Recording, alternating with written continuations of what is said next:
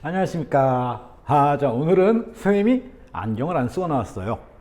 안경 쓴 선생님하고 안경 안 쓴 선생님하고 누가 더 잘생겼는지 한번 나중에 댓글로 한번 달아보세요. 자, 이제 임진왜란도 끝났고 병자호란도 끝났습니다. 예, 뭐 이제 전쟁이 끝났죠. 그리고 나서 이제 당분간 그 조선은 이제 외침은 없습니다. 결정적인 외침 그 한 방 외에는요. 그 결정적인 외침 그 한 방이 뭔지는 여러분 아시겠죠? 맞습니다. 일제강점기입니다. 그래서 일본의 침략을 받아 멸망할 때까지 조선은 이제 안으로만 썩어 들어갑니다. 대단히 안타까운 얘기지만요. 이제부터 이제 배우게 될 내용은 앞으로 이제 조선이 어떻게 서서히 그 안으로 골마 들어가느냐는 내용이 될 것 같아요. 자, 일단 전쟁이 끝난 다음에 조선에서 나타나는 몇 가지 변화를 한번 살펴보도록 하겠습니다. 하나는 이제 비변사가 정치의 중심이 됐다는 겁니다. 이 비변사라고 하는 건 뭐냐면은 일종의 그 국가안보 비상대책회의 뭐 그런 거예요. 그러니까 전쟁이나 천재지변이 이렇게 일어나면은 비상 상황이잖아요. 비상 상황이 되면은 그 비상 상황에 대처하는 여러 가지 실무적인 능력이 있다고 인정되는 사람들을 중심으로 이 조정이 구성되겠죠. 예를 들면 전쟁 중이다 그러면 이제 누구가 제일 중요해요. 그렇죠. 이렇게 전투를 지휘할 사람을 중심으로 정부가 구성이 되겠죠. 그리고 왕은요. 네, 왕은 일단 어떻게 할까요? 안전한 곳으로 피난을 가거나 그 보호를 받고 있는 상태에서 실제로 이제 여러 가지 작전을 지휘하고 이러는 중요한 역할들을 이제 그 해당 신하들이 하게 되는 겁니다. 근데 문제는 이 전쟁이 다 끝난 다음에도 이 비변사가 안 없어져요. 이 신하들이 일단 한번 잡은 이 권력을 쉽게 놓을 리가 없죠. 그래서 그 임진왜란 병자호란이 끝난 다음에는 그 왕의 권력이 그 이전보다 현저히 약해졌다. 그리고 이제 이 정치는 좋게 말하면은 토론 정치, 그리고 나쁘게 말하면은 붕당 정치, 당쟁으로 치닫게 됩니다. 그러면 기존에 왕의 명령을 받아서 이제 왕권을 중심으로 차곡차곡 움직이던 정부 조직이었던 그 의정부와 육조 힘이 약해지게 되는 거죠.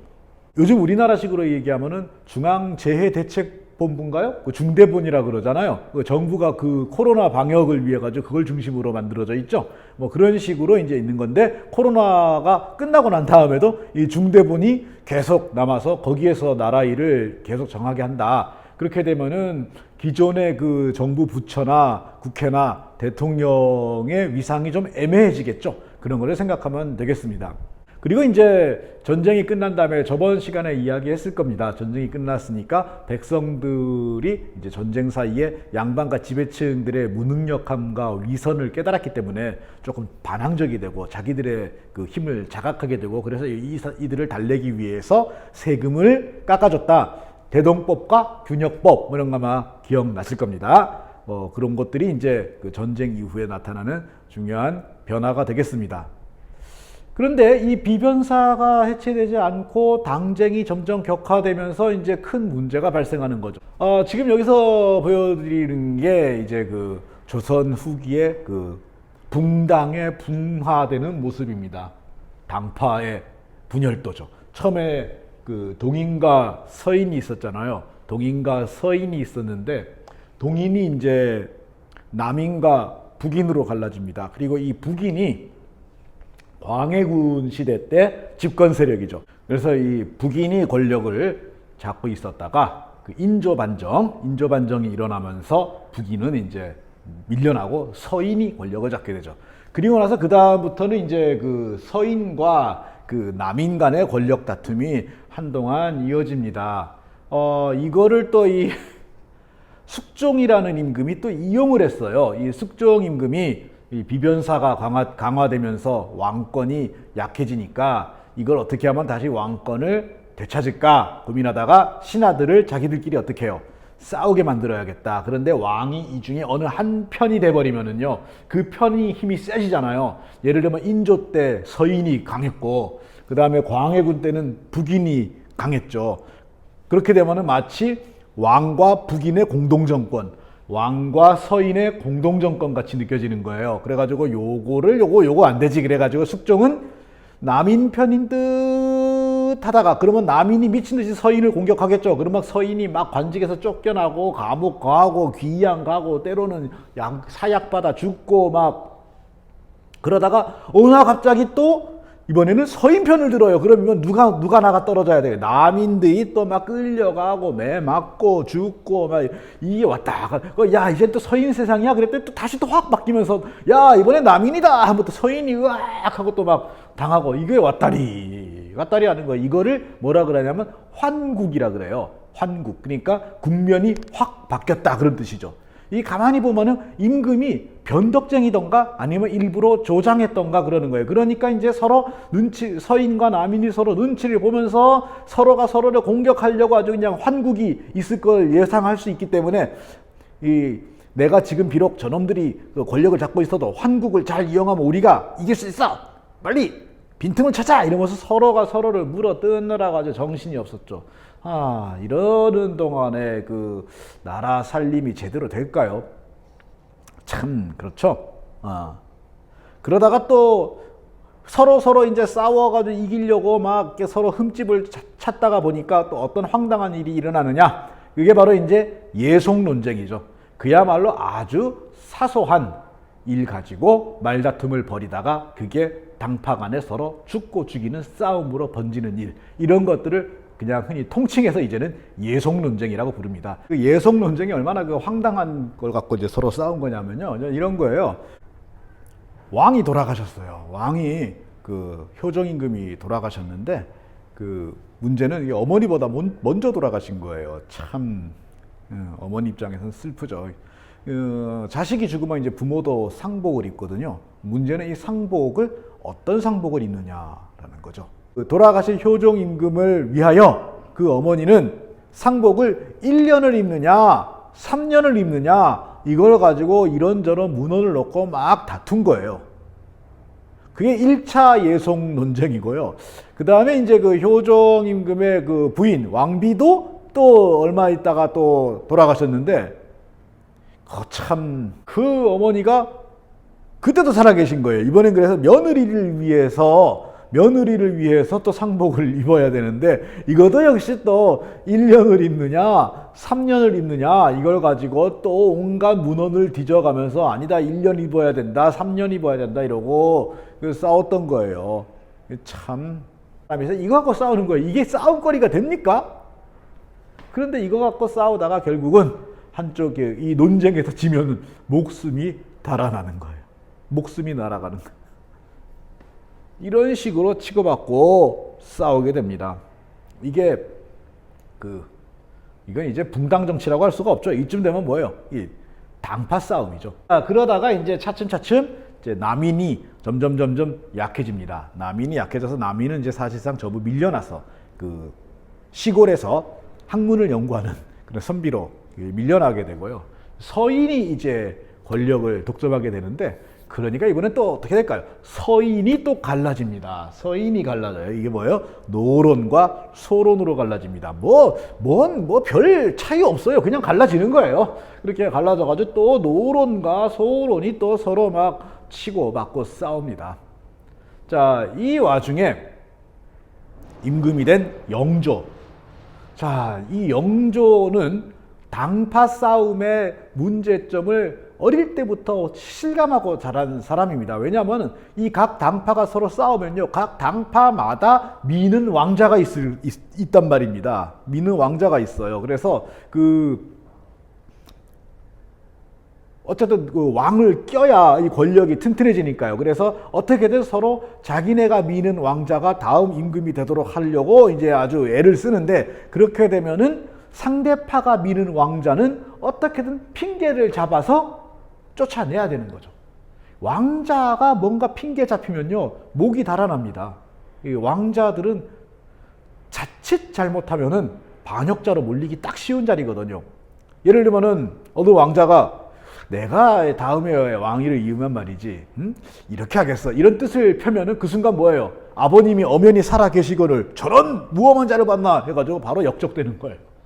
그런 식으로 막 몰았기 때문에 그 영조는 굉장히 어릴 때부터 목숨의 위험을 느낄 정도로 그러고 자랐다고 합니다. 더구나 이 영조는 어머니가 아주 미천한 신분이었어요. 후궁도 아니고 그 왕실에서 일하는 노비에 가까운, 그러니까 흔히 요즘 메이드죠, 메이드. 메이드였죠. 그래가지고 여러 가지 서러움도 많이 겪었고요. 그러다가 우여곡절 끝에 왕이 된 겁니다. 왕이 되셔서 굉장히 오래 살았어요. 그 시대는 굉장히 장수한 임금님인데, 야, 이놈의 당파 싸움 이거 없애야겠다.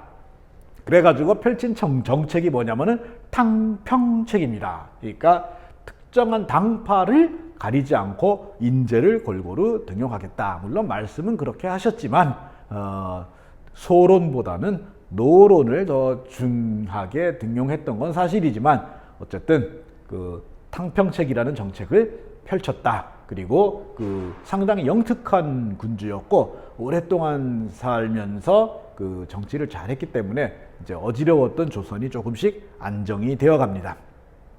그리고 나서 이 영조의 뒤를 이은 사람이 바로 정조입니다. 이 정조는 어떤 면에서는 그 임진왜란 이후의 세종대왕 뭐 이렇게 이야기할 수도 있겠죠. 그래서 이 정조가 다스리던 시대를 그 정조 르네상스 시대, 망할 뻔했던 조선이 다시 힘을 얻어서 그럭저럭 살아날 수 있었던 시대, 이렇게 부르기도 합니다. 실제로 하시는 일도 이게 세종대왕하고 약간 비슷한 면이 있어요. 자, 일단 그 당파를 고루 등용했다. 당파를 고루 등용을 한다는 얘기는 노론 그 전에 그 권력에서 많이 밀려났던 남인들 기억나죠? 이 남인들을 또 다시 이렇게 등용하기 시작한 겁니다. 이때 이 최재공이라든지 영의정을 지냈던, 그 다음에 여러분이 잘 알고 있는 다산 정약용 선생이라든지 이런 분들이 그 정조가 중히 임용했던 남인들이죠.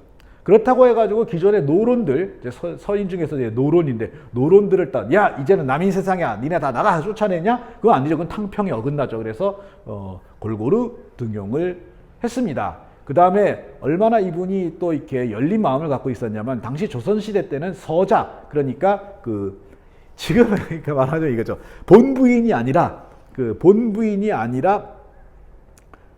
다른 여자한테서 난 아들은 어떤 관직도 주지 않도록 엄청나게 차별을 했습니다. 여러분 잘 알고 있잖아요. 그 차별 때문에 열받아가지고 그 도둑이 된 사나이 이야기. 그 뭐죠? 아버지를 아버지라 부르지 못하고, 그렇죠? 홍길동.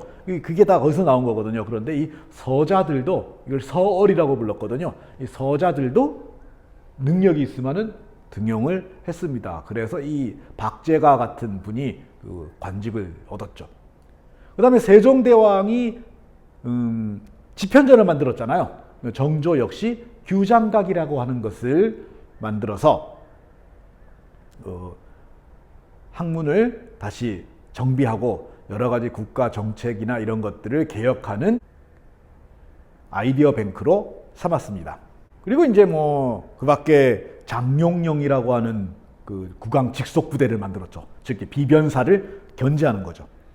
왕이 일단 힘이 있어야 신하들을 제압할 수 있으니까요. 그리고 자기의 어떤 그 요즘으로 치면은 그 세종특별자치시처럼 제2의 수도 역할을 할 수 있는 튼튼한 도시를 하나, 계획 도시를 만들고 싶었는데, 그래서 쌓은 성이 화성입니다. 화성이고 그 도시가 바로 오늘날의 어딜까요? 그렇죠. 수원이에요. 수원. 뭐 이런 등 여러 가지 일을 했는데, 안타깝게도 이 정조께서는 그렇게 오래 살지 못하고 돌아가셨습니다. 그리고 또 정조가 오래 살지 못하고 돌아가시자 그 다음에 이제 왕위를 이은 순조. 자, 아버지가 일찍 돌아가시면은 그 다음 왕위를 이은 임금의 나이가 어떨까요? 어리겠죠. 그러면 어떤 문제가 생길까요? 당파는 서로 잘 견제를 해놨어요.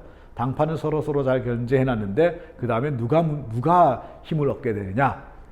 젊은 나이에 왕이 된 그 왕의 친척들. 자, 본가 친척은 왕실이니까 아니겠죠. 그럼 어느 쪽 친척? 그렇죠. 외가 친척. 그걸 외척이라고 부르죠. 외가 친척들이 권력을 독점하게 됩니다. 그래서 이제는 당파가 아니에요. 특정한 집안이 권력을 독점하는 거예요. 그래서 이렇게 권력을 독점하는 가문을 세도 가문이라 그러고, 이런 특정한 가문이 권력을 휘두르면서 정치를 하는 것을 세도 정치라 그럽니다. 어느 모로 들어봐도 별로 듣기 좋지 않죠.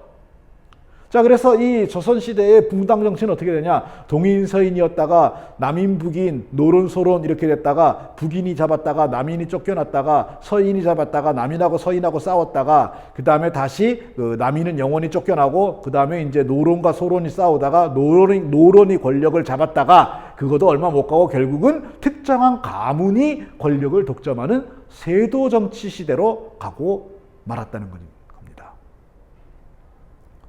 상큼한 결말은 아닙니다. 그죠? 이때 이제 대표적인 세도 가문이 풍양 조씨하고 안동 김씨였습니다. 두 집안이 티격태격하다가 결국 나중에는 그 안동 김씨 쪽으로 서서히 권력의 축이 옮겨갑니다. 그래서 이후부터는 안동 김씨가 나라를 다스리게 되는 거죠. 그럼 이 안동 김씨 가문이 나라 전체를 생각할까요? 자기네 집안을 생각할까요? 그건 답이 뻔한 거 아닙니까? 그러니 나라가 제대로 운영될 턱이 없죠. 이러면서 조선은 서서히 망국의 길로 가게 되는 겁니다. 안타까운 일이죠. 네, 오늘 여기까지 말씀드리겠습니다.